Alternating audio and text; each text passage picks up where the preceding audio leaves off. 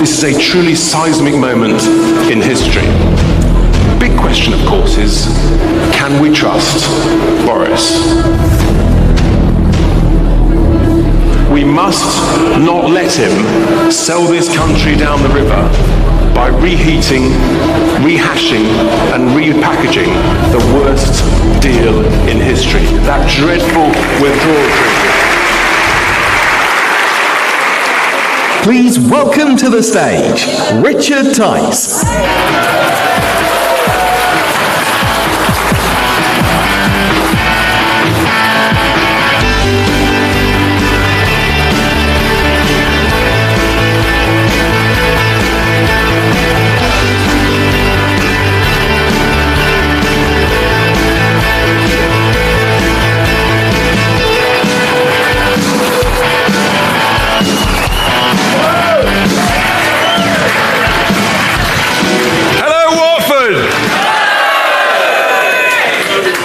What a fantastic crowd. I've definitely come to the right place, the right party here tonight. Let me tell you, this is much more fun than where I was this morning.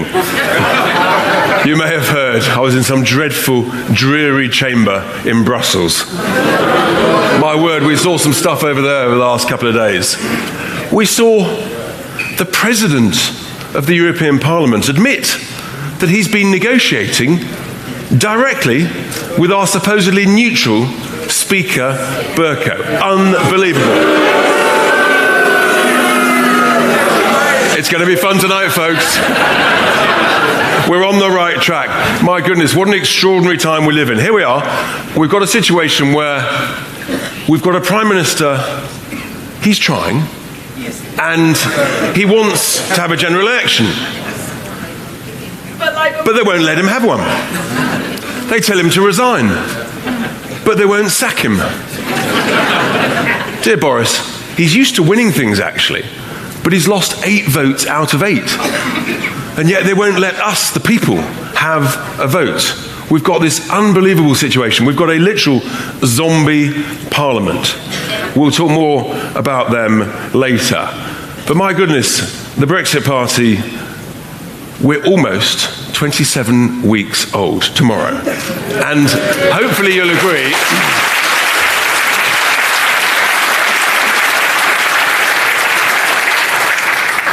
When we launched with a simple slogan, changing politics for good. And hopefully you'll agree that we've made some progress since then. We launched in a factory in Coventry when we announced our first 6 MEP candidates.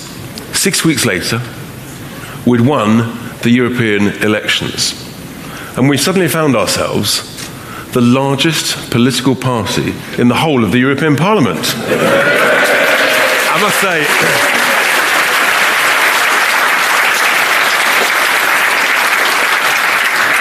we've tried to be constructive and helpful when we've been over there. They don't always enjoy our contributions, but we've excellent. But it's been absolutely extraordinary. It's been fascinating, and you'll hear more from some of our other speakers later. So, in winning that election, when we got 50% more votes than any other political party, we got more votes than the Tories and Labour put together. The good news about that, ladies and gentlemen, was that secured the removal of the worst Prime Minister this country has ever had the misfortune to have. She was gone.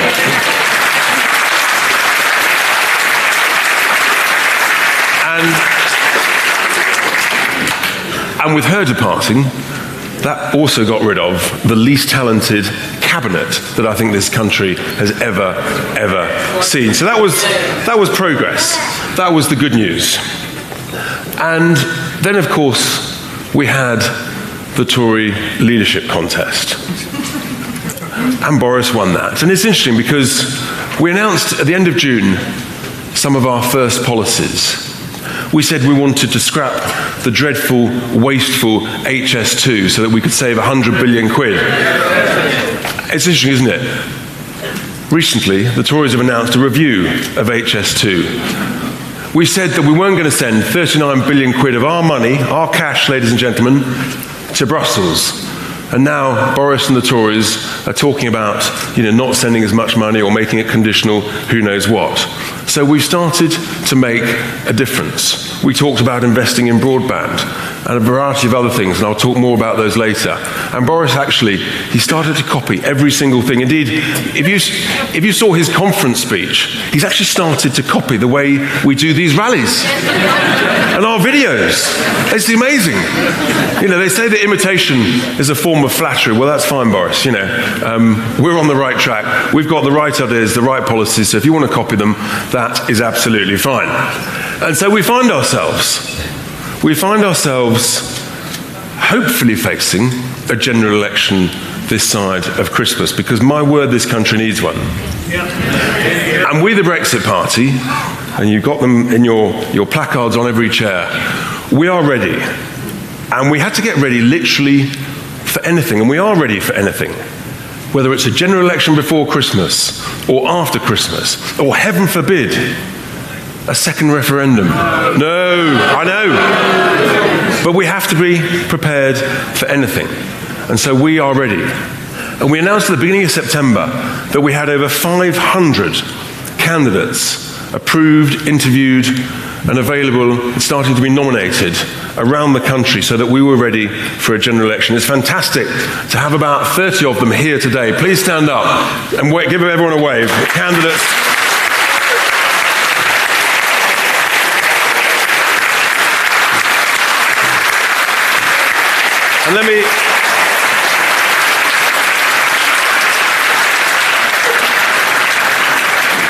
And these candidates, they have bravely put their head above the parapet. And it's not easy. It takes real courage and bravery. And Nigel and I were absolutely delighted that they're taking some of the flack that normally comes our way. No, we really do, we're deeply humbled, because the quality of our candidates is absolutely outstanding. I've said it before, I truly believe that our candidates are the highest quality, the most successful group of candidates that have ever put themselves up for public office in this country. And these candidates are amongst those successful people, doers, achievers, competent people who've been around the block a few times. They know how to do things, to get things done. And actually, that's what we need in this country. I say quite often, if the country was run as well as a well-managed business, we'd all be in a much better place. And many of our candidates have managed successful businesses and have got a huge amount to offer in public service. And that brings me on to, just before we go on to our first speaker, who's one of the candidates, we've just got a short video which just represents some of the other candidates from around the country. So hopefully, if the technology works, fingers crossed. Ronnie, how's the video? In just a few months, the Brexit Party has some amazing achievements. We've reset the political agenda, got rid of a hopeless Prime Minister, and made the option of a clean break Brexit the most popular one in the country. But now we face our biggest challenge, to fight a general election across the entire United Kingdom. And we are ready. 54% of people of Leicester East feel like they don't have a voice. So I'm here to give them that voice. There's a lot of people that I've spoken to that said they're never going to vote again, because how can you trust the political system now? People just want common sense, people like them representing them, and that's where the Brexit Party is firmly positioning itself. It's just a party of regular people like myself who want to get involved because we care, and then make sure that this sort of betrayal can never happen again. People voted for something completely new, voted to go out into the unknown and try something completely different and reclaim power back. We all have a stake in it, and I'm one of those people. Even though I'm an ordinary person on Exmoor, running the Exmoor Pony Project, living an ordinary life, I just felt that I had to be part of it. We've stepped up because we simply have to defend and safeguard our democracy, and we're here. From what I've seen, a lot of the Brexit PPCs now are just from normal backgrounds, just working class people who care about people involved. I think there's a lot of commonality between a politician and a doctor.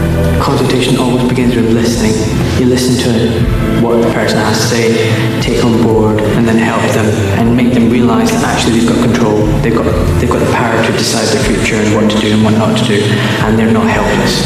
I'm just a normal, hard-working, working-class person, but I think the taxi driver has given me an insight of how people live, and you get to learn their issues, and you become their agony aunt. I tell the taxi driver, I am ready. I'm ready. I'm ready. I'm definitely ready. I'm ready.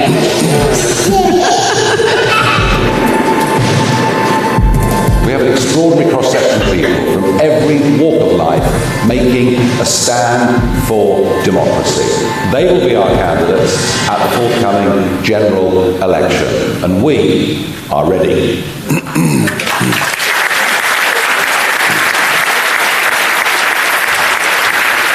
Are you ready, ladies and gentlemen? Are you ready? Fantastic, because we're going to need to be. Because the truth is, excellent. Hopefully we all are. The truth is, on the one hand, if Boris is prepared to do the right thing, we want to help him. And you'll hear more from Nigel about that later. But the question is, ladies and gentlemen, do we trust Boris? That's the issue, isn't it? It's all about trust. And we stood on a slogan of trust in democracy. And what we can't let Boris do is sell our country down the river. And who knows what discussions he's been having today with the Irish tea shop. We'll no doubt learn more. Things are changing so quickly. We have to be ready literally for anything. And so, to our first speaker, who is the prospective parliamentary candidate here in Watford. He lives in Watford. He's a serial entrepreneur. He even tried to sell me shares in his new business, actually, just beforehand. I'll give him full marks for salesmanship. And it's fantastic that he's standing for the Brexit Party.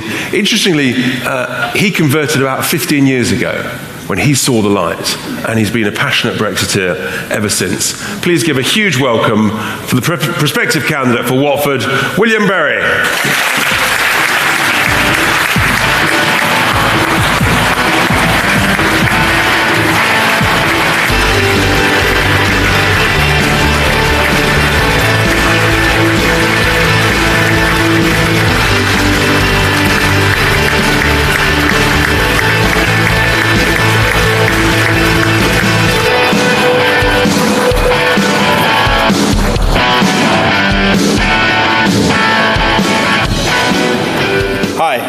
My name is William Berry, and I'm the parliamentary prospective candidate for the Brexit Party in Watford.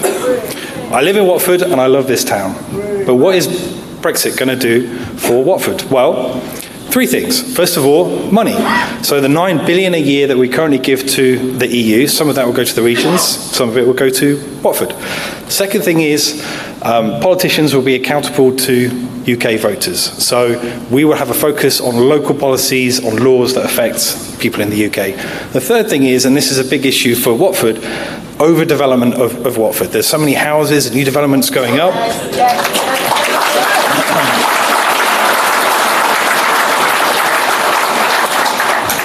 Immigration is fantastic, but why can't we have an Australian-style points-based system? We need immigrants.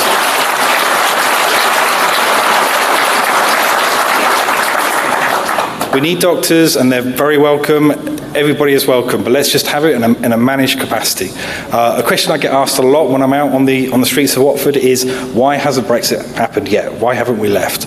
And I think the answer is Remainers are putting up an extremely good fight. They're using every trick in the book to try and stop, delay, and cancel Brexit. So we have to continue to fight for our democracy. In the last 2 months, myself and a number of volunteers from Watford have managed to deliver 20,000 Brexiteer newspapers and leaflets, and we've done about 10 different stalls, and I've seen many people here that I recognise from those stalls. I would love for some of you guys to come and help me out. If you want to get in contact with me, my website is williamforwatford.com, and my Twitter is williamforwatford. So please give me a shout, and let's work together to save our democracy. Thank you. Well done. Great. Thank you. Thank you, William. And he needs all the help that you can give him. Say again? Is he a good centre-back? Is he a good centre-back? Where we differ is we support different football teams. That I do know.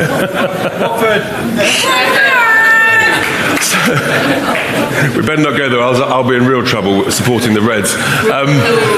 Anyway, and so we move on to our next speaker, who is he's an MEP for the Eastern region. He's also a parliamentary candidate in Essex, in Castle Point, and he's a passionate, hugely enthusiastic Brexiteer. When he studied international relations at university, that showed him the folly of the European Union, and he's been working ever since in a variety of guises in media to help try and change the agenda.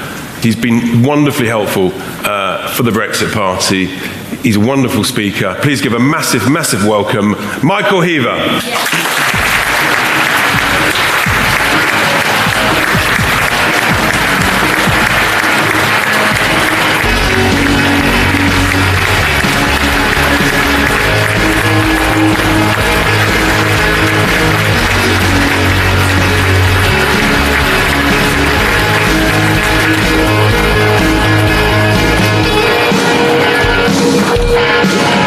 Thank you, Richard. I mean, I certainly do have the enthusiasm. I'm probably not the centre half you're looking for at the moment, Nigel. Sorry about that one.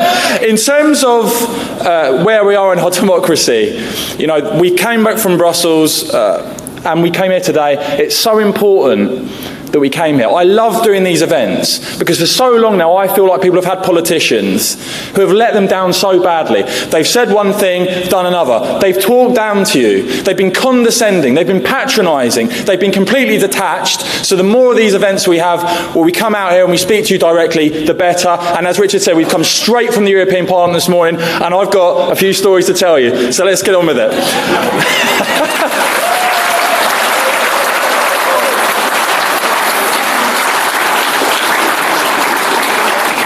You see, I'm on what they call in the European Parliament, and this will make you laugh, the Budgetary Control Committee, which if you know anything about the European Union, is quite funny in itself. They like big budgets with very little control. And of course, over the years, I don't know about you, but I've seen lots of speeches from Nigel Farage, obviously, over the years in the European Parliament. In fact, if it wasn't for him, I don't think anyone in this country would even know there was a European Parliament. It's those speeches on YouTube, on Twitter and Facebook over the years that have alerted to people to what's going on. And I thought, obviously now as an MEP, I would make my own helpful intervention in the Budgetary Control Committee because they had something out. It was the European Court of Auditors report. And so I went in there and found myself very quickly becoming quite an unpopular man in the room. I'm sure you'll like some of the things I said, but they didn't.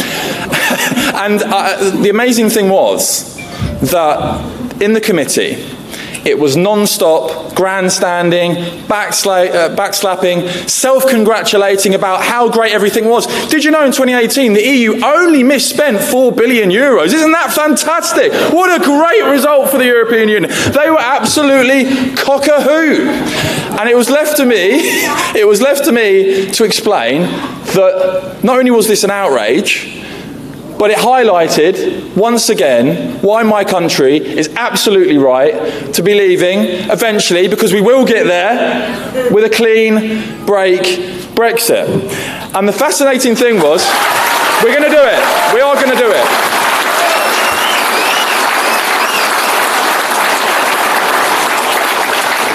But the fascinating thing was to see I quickly became engulfed when I delivered this speech. Some of you may have seen it. I mean, committee meetings normally in the European Parliament are seen by nobody. This one on my Twitter alone has had 138,000 views. As I say, I don't think they're probably particularly happy that so many people are seeing what's going on in the European Parliament, but this is what we're doing. And I quickly found that the chair of the meeting, supposedly impartial, supposedly, giving everyone a fair crack, didn't like much of what I had to say and quickly piled in against me, attacking a no-deal Brexit. We had the technocrats from the auditors on the table saying that the solution was, of course, as everything is with the EU, give them more money. If only we had more money, we could do more to expose the money that is not being allocated and spent correctly. It really is absolutely bonkers. We even had a question from another MEP. He asked 3 or 4 questions and then said, sorry, I haven't got time for the answer. I've got another meeting to go to. I'll listen to it on my phone. I mean, this is Mickey Mouse stuff. It really is. But the point was, on a serious note, that we are there to every day, and we take it very seriously, Richard, Nigel, we really do. You make us all feel very proud. Well, thank you. It's an absolute honour to represent you. Thank you very much, sir.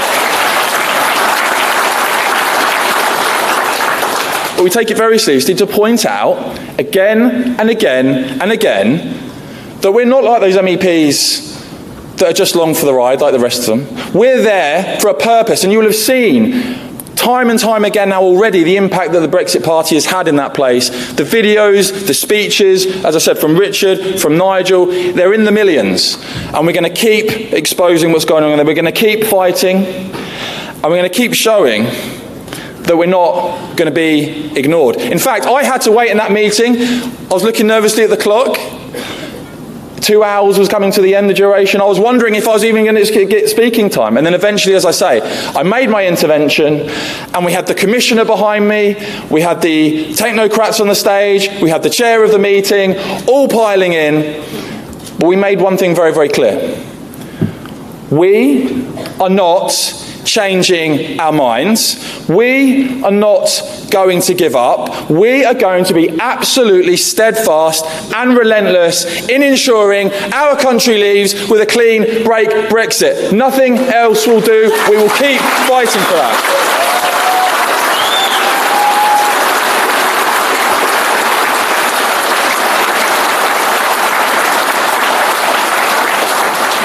So when I told them in that room that their audit and the €4 billion in 1 year that was misspent would send a shiver up their spine, I said it on behalf of all of you. It sent a shiver up the spine of British taxpayers. I was speaking on behalf of you, because for too long now we have been kept in the European Union, and we are absolutely steadfast, as I say. So we are going to continue.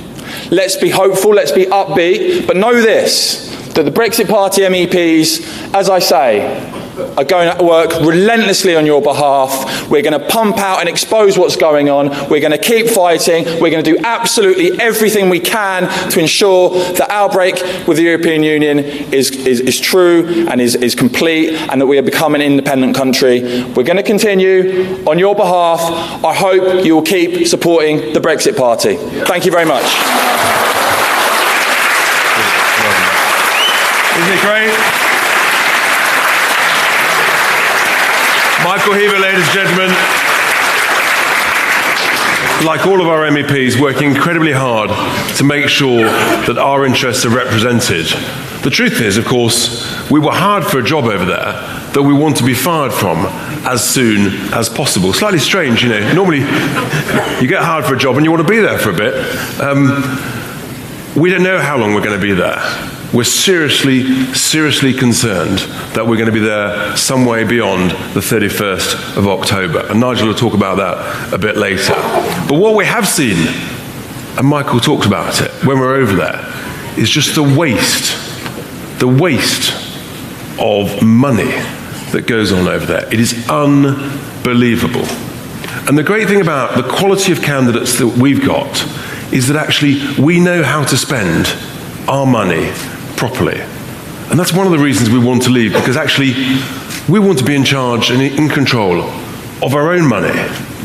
And we in the Brexit Party have got some very clear ideas and plans how we should be investing in our country. What we call the Brexit plan. And I touched on earlier, the first thing we do is we save 100 billion quid by not spending it on the ridiculous HS2. The second thing we do is we don't send 39 billion to Brussels.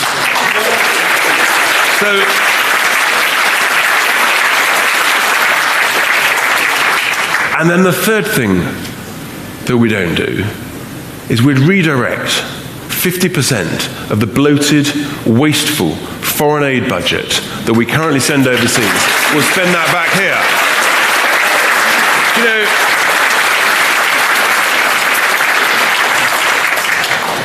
so big is our foreign aid budget now, and so hard is it for our civil servants to spend it, that rather than keep it ourselves, they've come up with a really good plan. Why don't we send another £1.5 billion a year to the EU? They might be able to spend it better for us. Do you think they'd spend it better for us? There you are. So we want to invest that back in our country. And you add those three things up, you get 200 billion quid. 100 billion of that was money that was going to go overseas forever. Gone. Once it's gone, it is gone. It ain't coming back, folks.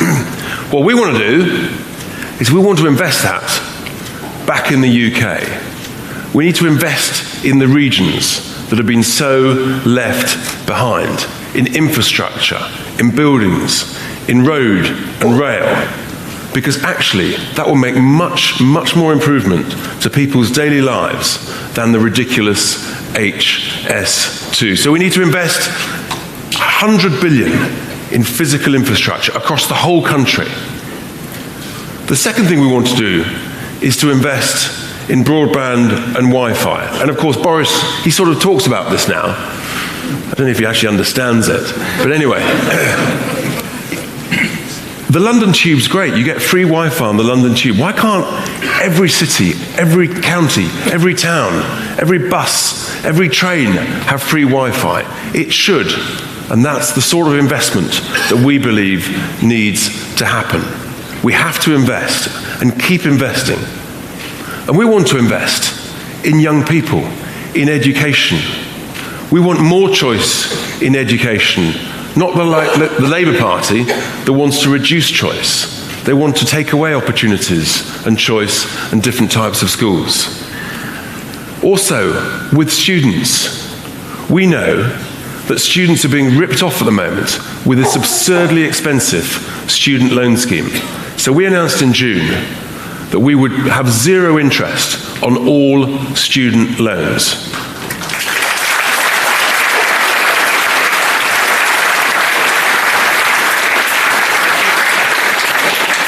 Because young people deserve a chance to be able to get on without an unnecessarily overlarge burden of debt as they move forward through life. But of course, many people don't go to university. The majority of young people don't go to university. And what they need real investment in is actually in proper, workable apprenticeships that help give them training. And the thing that this Conservative government have done, they've created this thing called the apprenticeship levy. It's basically another form of tax on companies. And guess what's happened with this levy that they've done? The number of apprenticeships has collapsed in the last 2 years by something like a third since they came up with this harebrained scheme. So we would have a simple, workable apprenticeship levy, which is absolutely vital. The next thing we want to invest in is our high streets. There are empty shops all over the country because the world has changed. People are shopping on the internet. We all do it. It's great. But high streets are a vital part of our communities. So what we've said is we would have zero business rates across all high streets outside the M25.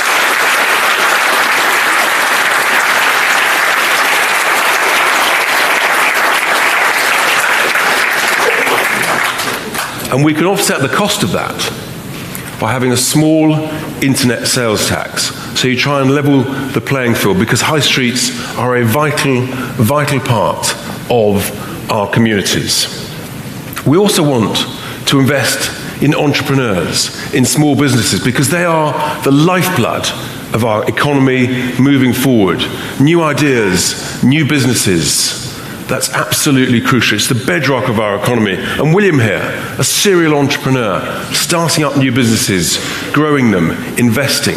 That's what we need. We need to make it easier to invest in new businesses, in entrepreneurs. We also need to invest and this is absolutely vital, in political reform. My goodness me, haven't the events of recent weeks shown how important this is?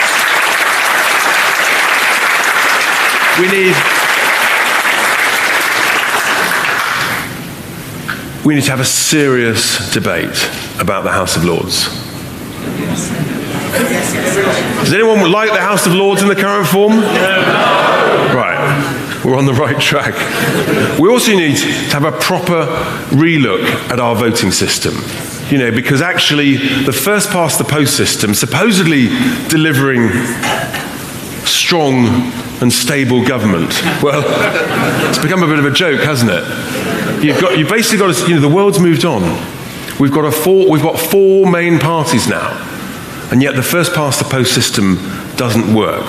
And the two main parties have become bloated and complacent. So we have to relook at the voting system. We need a proper national debate about the BBC.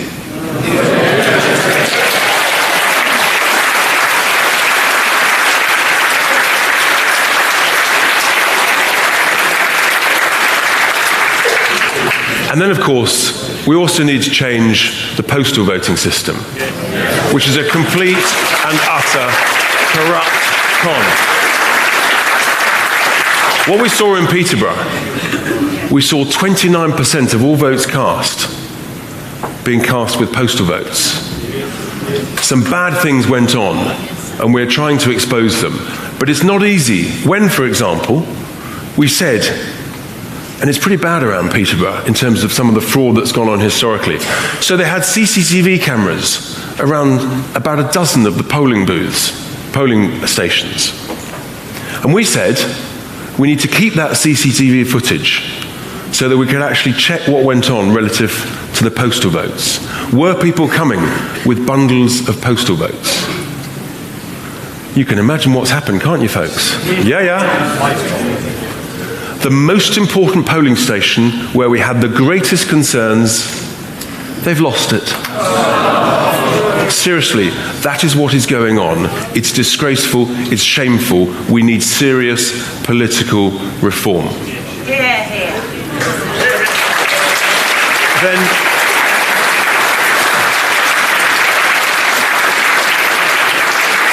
And of course we need to invest in our environment, in protecting it, in enhancing it. We believe we should be investing in planting millions and millions of trees to help capture CO2 emissions. We also need to invest in recycling. It is surely morally indefensible that we pay other countries to take our waste and have no idea what they're doing with it. We have to invest in new technologies so we can recycle our own waste, reuse it far better. It's not acceptable that it's sent overseas. We've no idea whether they burn it, whether they jump it in the sea, or whatever. We have to be environmentally responsible. And we'll be coming up with other policies as we hopefully move towards a general election. Who knows? Now, we did have just a few days ago, we had our first party political broadcast. I hope some of you saw it, but if you didn't, hopefully Ronnie has got it to show on the video now. Why hasn't Brexit happened yet? Will it happen at all? You might be bored of the B word, but Brexit is the big battle of our lives. It's critical. It will decide our democracy, our economy, our freedoms. In 2016, 17.4 million people voted Leave, the biggest democratic mandate in British history. Yes! In 2017, every Conservative Labour MP was elected on a promise to respect that referendum result. Yet Parliament keeps blocking Brexit. That should worry us all. Parliament defied the people. 2 Prime Ministers promised to deliver Brexit, but Theresa May's withdrawal agreement wasn't Brexit. It was the sort of surrender treaty you sign after losing a war. As Foreign Minister Boris Johnson said, May's deal would make us a slave state. Well, now Boris is PM, and he's told the EU his highest priority is to do a deal based on Mrs May's withdrawal agreement. Yes, Boris hopes to recycle the deal he labelled as slavery. He wants the European Union to change the Irish backstop, but even without it, the withdrawal agreement remains the worst deal in history. Boris's new deal will be Mrs May's betrayal with a new haircut. The withdrawal agreement means we pay the EU at least £39 billion. It's our money, better surely invested in our regions. It traps us inside the EU's customs union. We should be free to make our own deals with the rest of the world. It lets European courts rule over everything from financial services to our fishing industry. What sovereign nation takes orders from a foreign court? We must make our own laws. It also signs us up to EU military policy. Who decides if Britain goes to war? We must have control of our own security. The Tory withdrawal agreement could be even worse than remaining. We'd be trapped under Brussels rules, with no vote, no voice, no veto. Does that sound like the Brexit you voted for? No. Enough is enough. We need a clean break Brexit to make Britain a sovereign, independent nation, with democratic control over laws, borders, money and defence. The Brexit Party is ready for a clean break Brexit. If you're ready to break with the old politics, join us.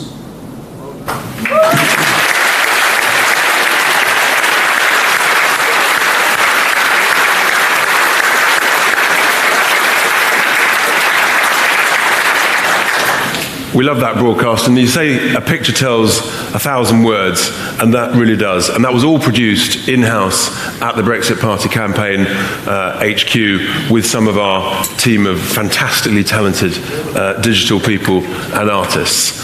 And so, to our final speaker this evening, who needs little introduction, the good news is he's on fantastic form. Like Michael and I, fresh back from Brussels, and my word, we really have seen some extraordinary events this week. And let's just remind ourselves, ladies and gentlemen, I talked about the courage of these PPCs, but Nigel has shown that courage and that bravery for over 25 years. All right over there?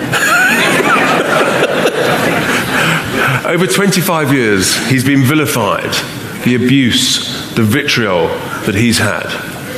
But he's just driven relentlessly through it. Without Nigel, there wouldn't have been a referendum.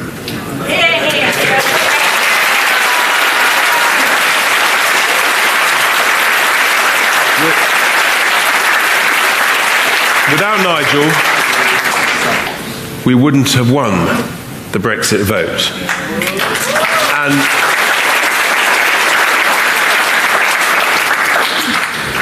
And without Nigel, there wouldn't be a Brexit Party.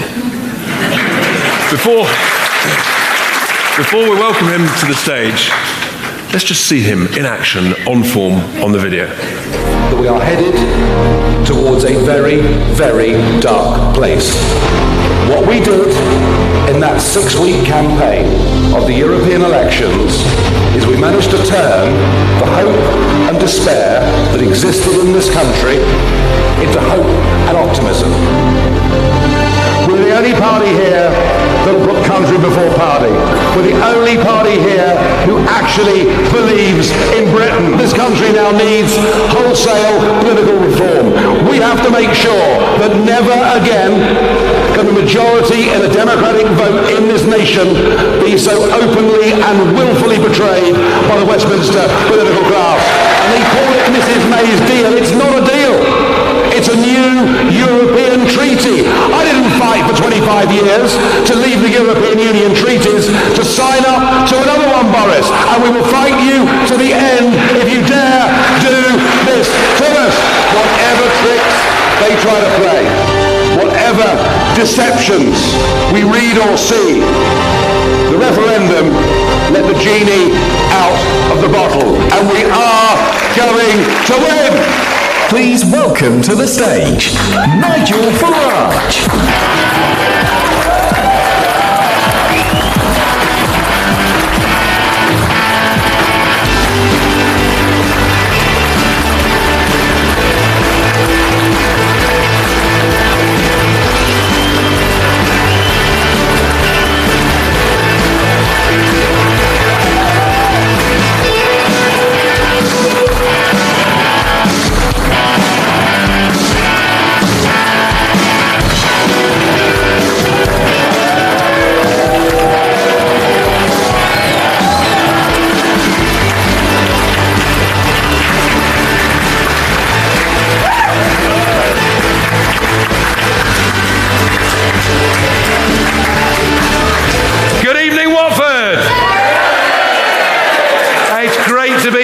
see this enthusiasm? And doesn't Watford, in a way, just sum up where we are as a country today? A constituency that in the referendum, despite being told by George Osborne that 500,000 jobs would go, despite being told by President Obama that we go to the back of the queue, despite all the threats, Watford voted to leave 52-48 in line with the rest of the country.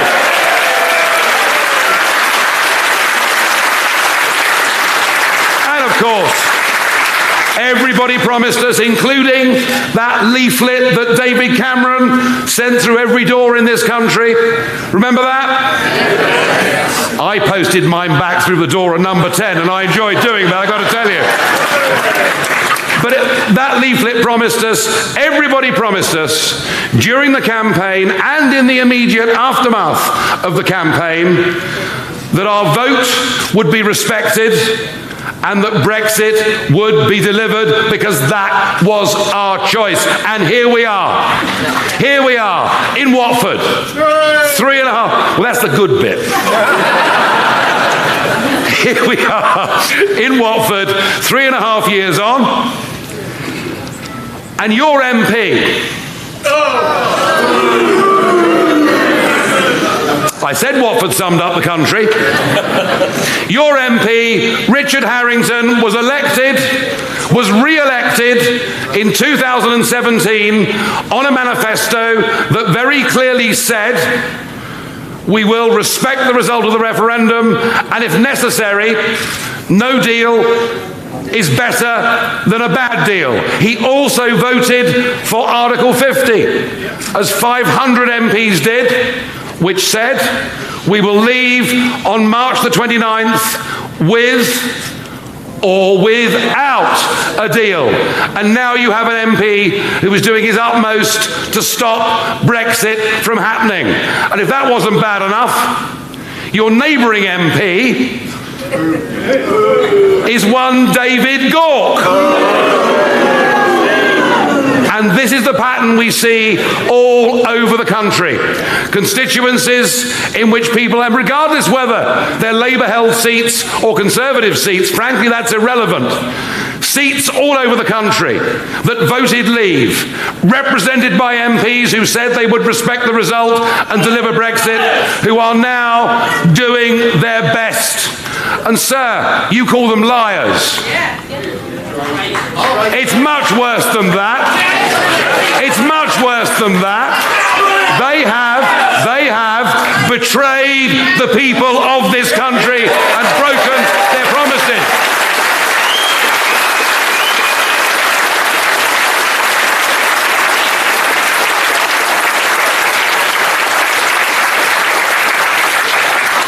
So I thought the time had come earlier this year to do something about it. I'd spent 25 years. 25 years! I must be nuts! People that know me well will confirm that, don't worry. But I spent 25 years of my life fighting to get us out of those European treaties, because I believe that the best people to govern Britain are the British people themselves through the ballot box, and to be a nation.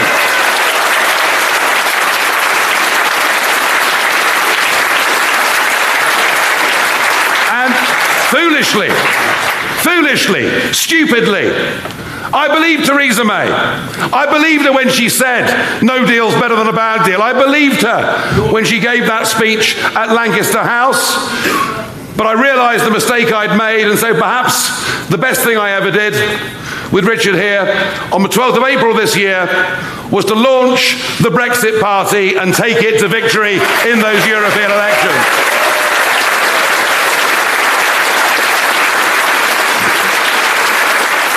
And I will not make the mistake again of trusting mainstream political parties, so-called, just because they say in a manifesto, we will deliver Brexit or anything else. And just look at where we are. I've been in Brussels this week, met some lovely people. Monsieur Barnier? Mr. Juncker? Oh no, I like Juncker. No, I like Jean-Claude. He's the only person I know that makes me think I haven't got a drink problem, all right?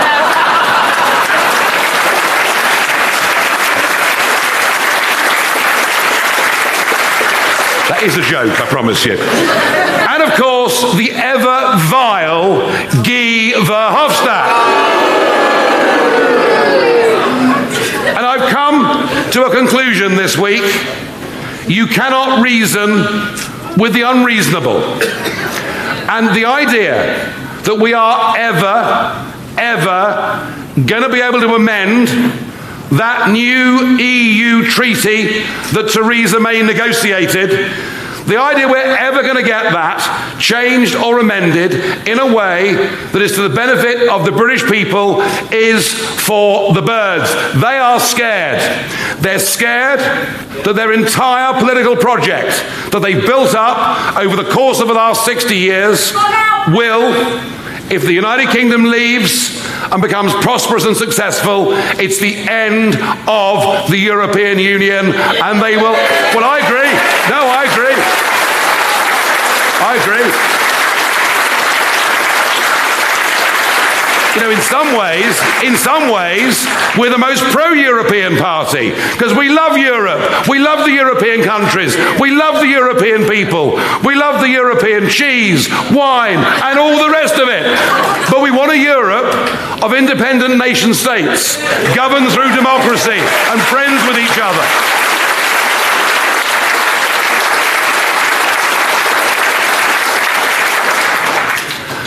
Now, Boris Johnson, I very much doubt, would have become Prime Minister if it hadn't been for the great success that we had in the Brexit Party in those European elections. And let's just say this, shall we?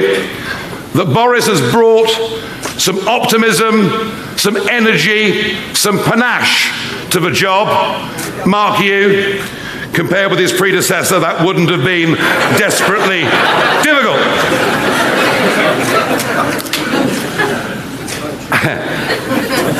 And Boris keeps telling us that we're leaving on the 31st of October. We're leaving, do or die, on the 31st of October. We're leaving, come what may, on the 31st of October. And he will not extend. He'd rather die in a ditch than extend. Now, as leavers, we like to hear that language, don't we? We like to hear the fact that somebody says they will stand up and deliver the Brexit result. But the problem is, he's leading a party, at least half of whom in Parliament will do their very best to stop him and frustrate him. I say at least half, probably nearer 3/4. And I have to say this, what Boris has done is to march people up to the top of the hill in their expectation that we're going to leave on the 31st of October.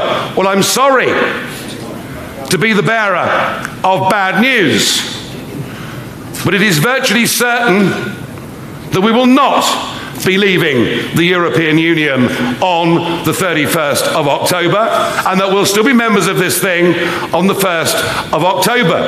Parliament does not accept the result of the referendum and is doing its utmost to overturn it. 7.5 billion, we want out! The one, I know, I'm with you as well. I share the frustration, don't worry.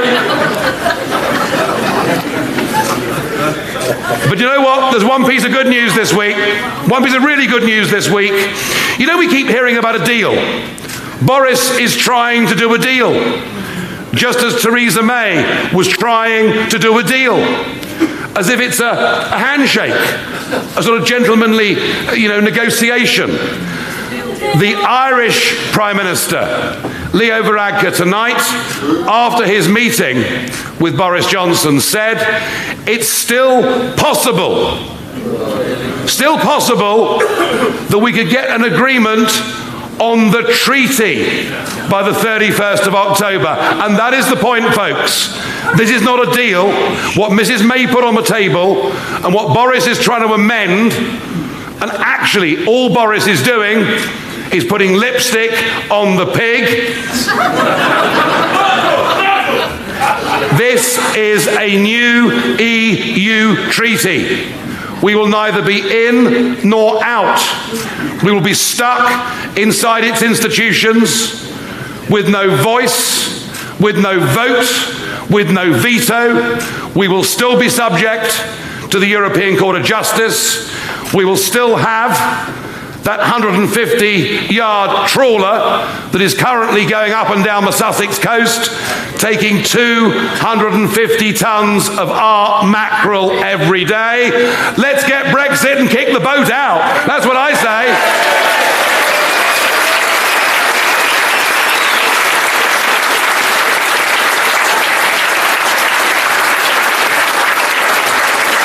So the first piece of good news is whatever the Taoiseach has said tonight, I am now confident that Mrs. May's treaty will not be agreed in Brussels next week. And if you take off that withdrawal agreement, that withdrawal treaty, you're then left with two options. And guess what they are? Leave or remain. Not half in, not half out, not some never never land. So I'm pleased that that now looks to be dead. I really am genuinely pleased. I'm also pleased that the bureaucrats in Brussels are now being more honest about their aims and intentions than they've ever been. You know how the Remain campaign presented Remain is the stable choice. If you vote Remain, everything will stay the same. If you vote Leave, you never know what you're going to get. And one of my bugbears with this, and it really started back in 2014, when the Deputy Prime Minister, Nick Clegg, challenged me to a series of debates. One was hosted by Nick Farage, the other by David Dimbleby, who's at the back of the room this evening. You thought he retired? No, he hasn't. He thought he retired? No, he hasn't. And what was fascinating was, in those debates, what came out, I said one of the reasons I want to leave is because I don't want to be part of a European army, a European navy, and a European air force. I do not want to be a part of that.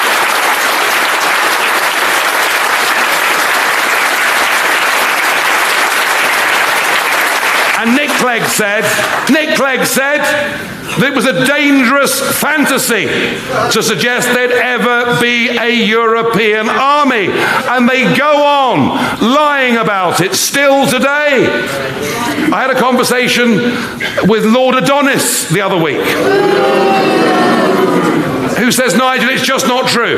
There isn't going to be a European army. Well, the incoming foreign policy boss of the European Union, Josep Borrell, a Spanish political veteran, he'll be in charge of foreign policy. He said this week, we need an active European army of 50 to 60,000 soldiers.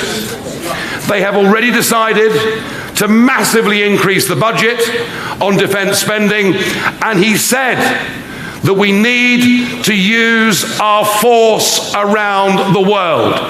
Do you know what?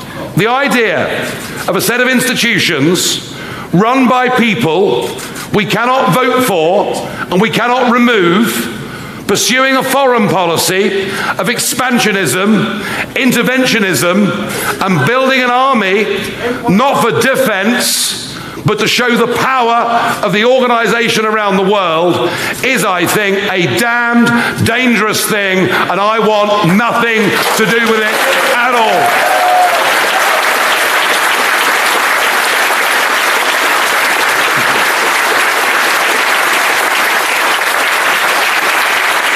So I'm thankful to Mr. Barrow. I'm thankful to him, because if we ever were forced to have a second referendum, and I hope to God we're not, because in a democracy you can't have another vote until you've actually enacted the first one, it seems to me.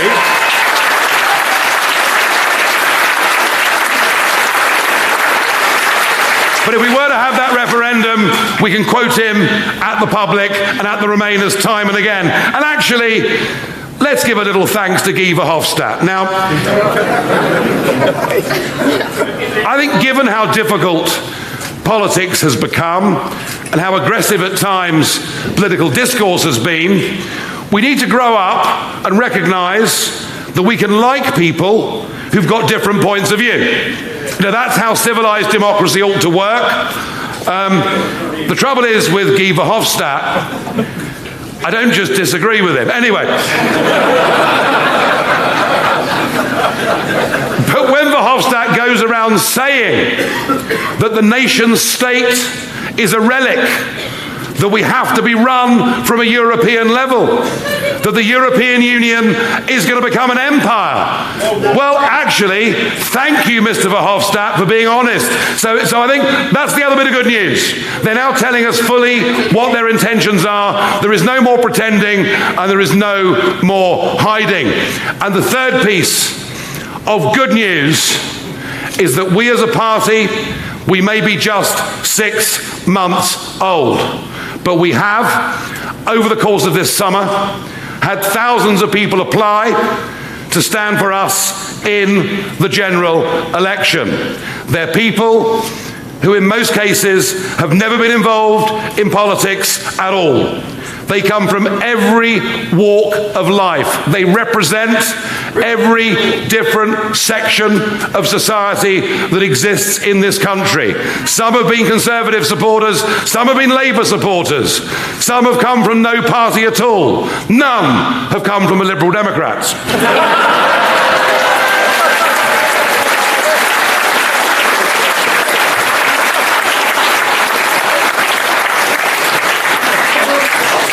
But they put themselves forward and they're out now. They've begun their campaigns. We are ready for whatever comes. We're ready if they were to force a second referendum upon us. But we're ready for a general election too. And I've got with me tonight on the stage some of the men and women in this part of England who will be standing for us in the next general election.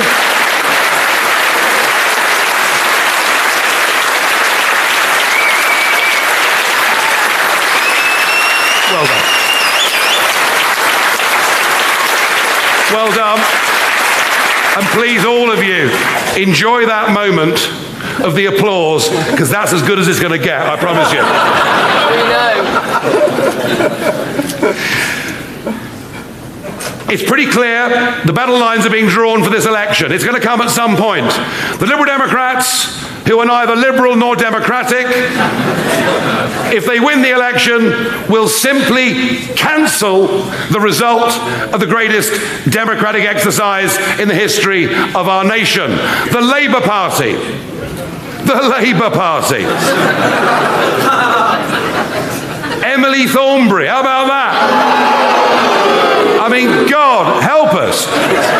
Poor old Richard had to sit with her for an hour on Question Time the other week. So the Thornberry policy for Brexit is genius, isn't it? It's genius. Labour will win the election, negotiate a new deal with Brussels, put it to the electorate in a referendum, and then campaign against it. Work that one out. I mean, work that out.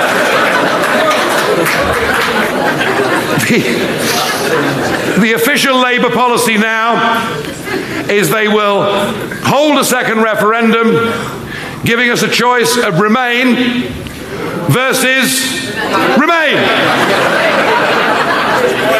And we don't yet know what the Conservatives will stand on, but I will say this. If, and it may be an outside shot, but if Boris was brave enough to recognise that you cannot negotiate, you cannot reason with the unreasonable, that there is no form of treaty to be done with Brussels that is worthwhile, and if he was prepared to say that he would fight the election on the basis of aiming for a clean break Brexit from all of the European institutions, if he was brave enough to do that, then we as a party would say, well, you know what? He's the Prime Minister. They're bigger than us, and in those circumstances, we could come to a non-aggression pact with the Conservatives. And we would do that. We would do that.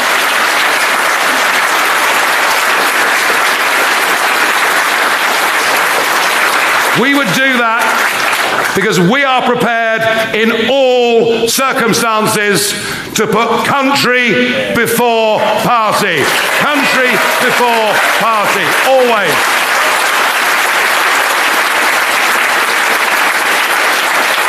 So we're ready. We are ready for this battle. We have our candidates in place, and wherever we go around the country, we get big audiences of people coming to see us. But I've got to make one plea, one request of you, and that's this. Yes, of course, we want your 25 quid to become a registered supporter. Of course we do. But actually what we need above all, we need foot soldiers in our people's army. We need people not just to come along tonight and agree with us. We need people who are prepared to go out, put leaflets through letterboxes, help get posters on trees. We are taking on political parties who've been around for a minimum period of 120 years. We have got to get ready. We have got to get mobilised. All of you can help us in some way. We are ready for whatever comes. We are determined to deliver Brexit. We know in our heart of hearts the genie is out of the bottle, and we are going to win this however long it takes. The question is, are you with us? Thank you very much indeed. Thank you.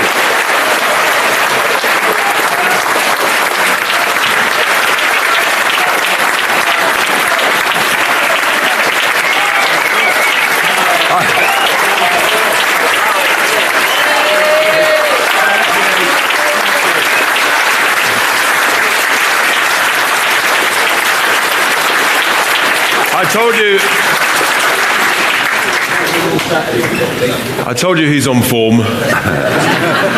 He's ready. We need to be ready for whatever this Parliament throws at us. And we've just got time for a few questions, and in order to give Nigel just a chance to get his breath back, actually, some very good questions tonight. Very serious, though. No one asked any of us what's our favourite beer. But I've got a question. David from Oxford, he's asked Michael, is the EU a de facto empire? Just your experiences. Well, as Nigel mentioned, Guy Verhofstadt and others certainly want to say they want it to be that. But, it's amazing, actually, when you're in that European Parliament, sometimes your eyes can roll back to the head because you hear the same speech about 100 times in a row. The answer to everything for these people is we need more EU money, we need more EU action, and you need to empower us, or the Commission, as much as possible. What's very interesting, though, is I've had a number of conversations already from MEPs from other countries who are saying privately, look, we agree with you, we want our countries to leave as well. We don't want any part of this wannabe empire.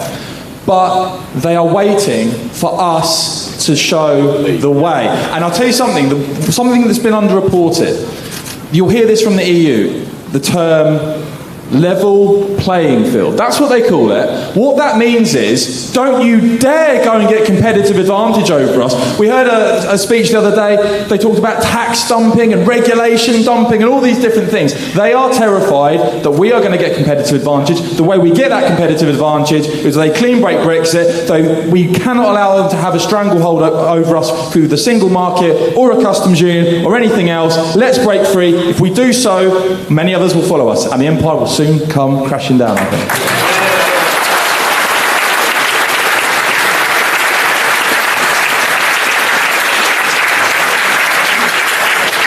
Gus from Watford asked a good question. There's been all sorts of chat in the press about, what tricks has Boris really got up his sleeve to make sure we leave?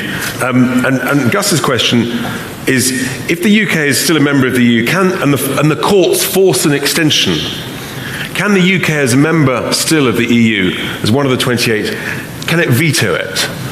Well, look, first things first. The Benn Act has been passed. It is a piece of law in this country. We may not like it very much, but I think it's really unconscionable that the Prime Minister, who is after all a lawmaker, would become a lawbreaker. I just don't believe that's going to happen. Is there some enormous rabbit they're going to pull out of the hat at the last minute? Is there some sort of Baldrick-style cunning plan? Well, I think it's just the most enormous game of bluff. And many negotiations, of course, do involve a large element of bluff. So no, I don't think they have. Now, when it comes to veto, it needs all the member states to agree for the extension to be ratified. There was talk the other day that Hungary might veto the extension, but over nearly 3% of Hungary's economy is EU money being pumped in, so there's no chance of that. Could we veto ourselves, is the question. Well, any of you that have ever sat on a committee know that if there's a vote on you, or a motion of confidence in you, you are asked to leave the room, aren't you?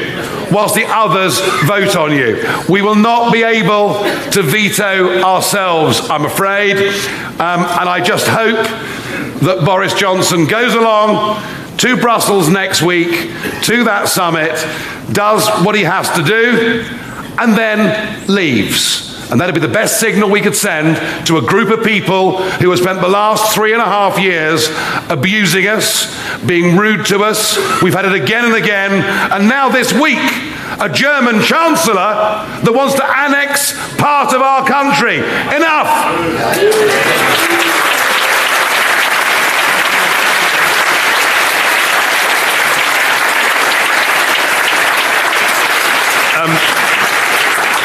Lorraine from St Albans, she asked, and I touched on policies a bit earlier, but she asked, will the Brexit Party produce a manifesto if Brexit doesn't happen on the 31st? Well, I think the word manifesto, now in most people's word association test, means lie.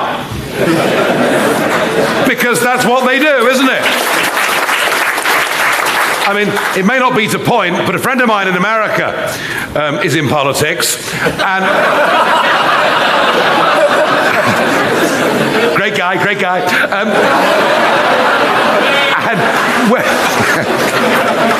whether you like him or not, and some people love him, some people hate him, but whether you like him or not, tell you what he's done. He's made it an absolute article of faith from the moment he was elected that he will deliver to the American people the promises he made them in that campaign.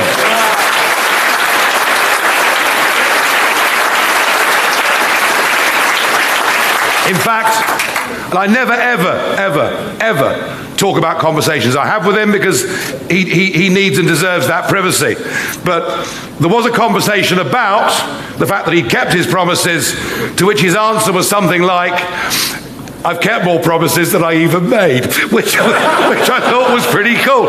Contrast that to this country, where manifestos have become telling the electorate what they want to hear without the slightest intention of even delivering it. 2010, 2015, 2017, the Conservative Party telling us they will reduce net migration in this country to tens of thousands. They said it because they knew it's what people wanted to hear. They never had the slightest intention of delivering it, just as the Labour Party said in their manifesto, not only will we respect the result, but the free movement will end once we've left the European Union. And now we learn from their conference they want free movement to be extended to virtually the whole of the world, and that anyone that comes should be entitled to vote. It's quite extraordinary. Quite extraordinary. So the Brexit Party will not have a manifesto. It will have a contract with the British people that it intends to honour and keep.